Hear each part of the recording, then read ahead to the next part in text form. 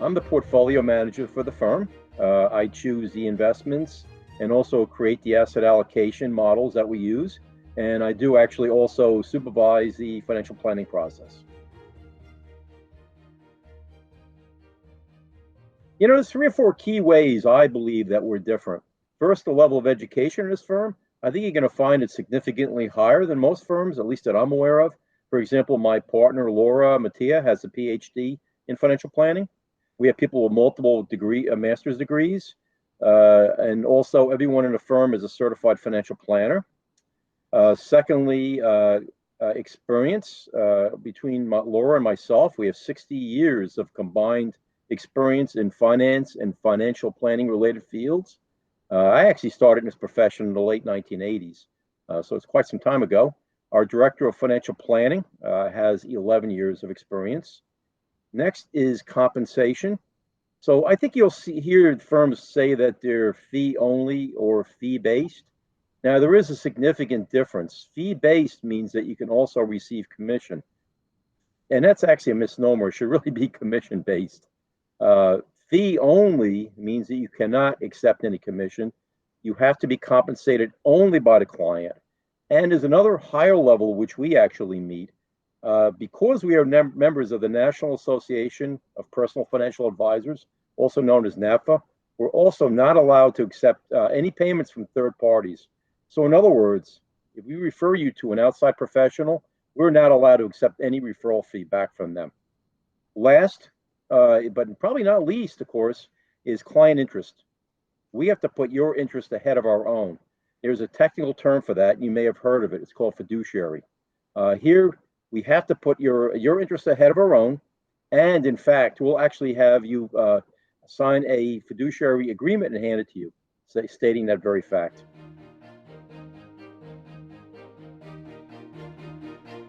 So, what are my credentials and how does it differentiate me? Well, I came into this profession in a little different way than many people have.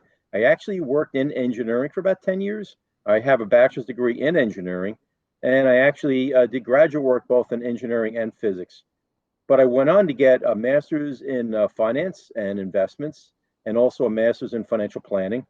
I'm a chartered financial consultant, a chartered life underwriter, a certified financial planner, and also a CFA. That's a chartered financial analyst.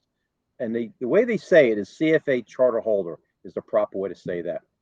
And what that designation means is that I've taken three exams, very difficult exams over 3 years, and on a very in great depth on a topic of managing portfolios and choosing investments.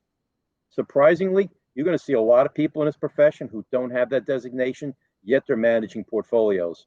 The other designations I mentioned, while important from a financial planning standpoint, they don't really go into what I feel significant depth in terms of learning how to manage a portfolio.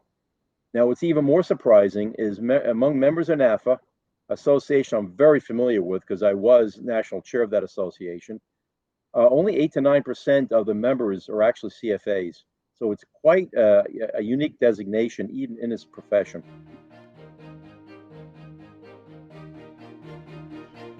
What is our overall investment philosophy?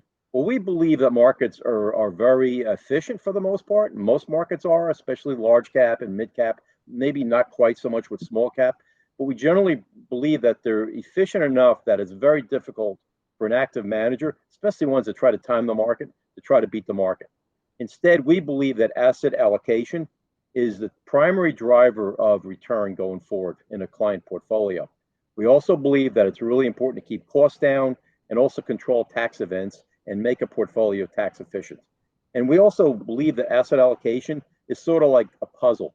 You want to put together the right pieces in that puzzle. And I also want to mention when advisors, we talk about asset allocation, what is an asset?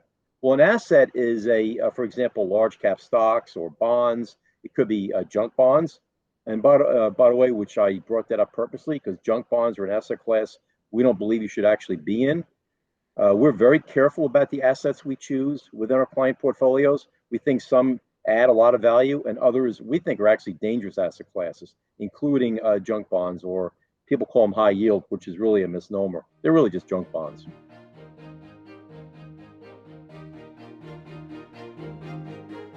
What's really surprising, if you go out and ask investment advisors how they create their portfolios, now most will tell you they do use asset allocation, but if you ask them how they actually create them, you're going to be surprised to see that most don't have a really disciplined process.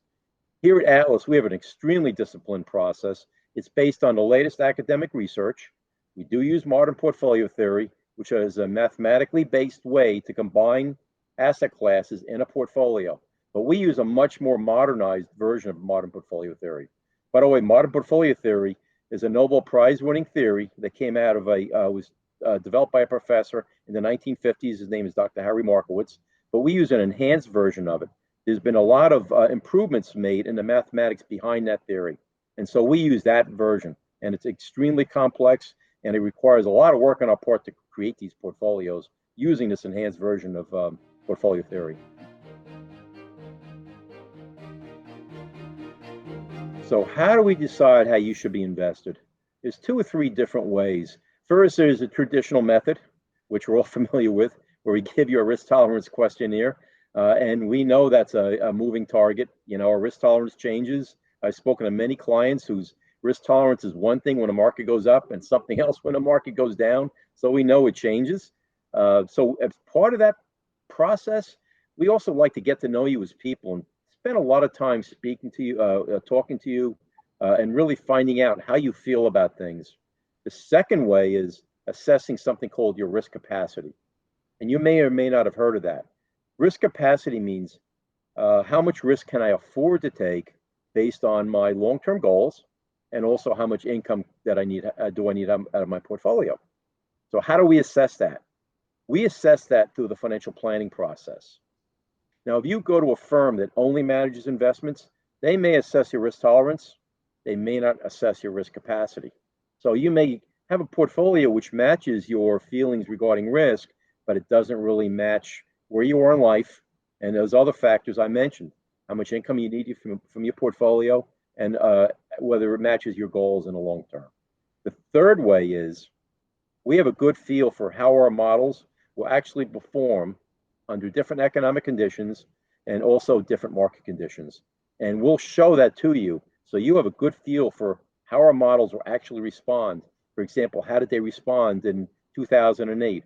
Or how did they respond when we experienced the severe decline we saw at the beginning of the COVID epidemic back in March?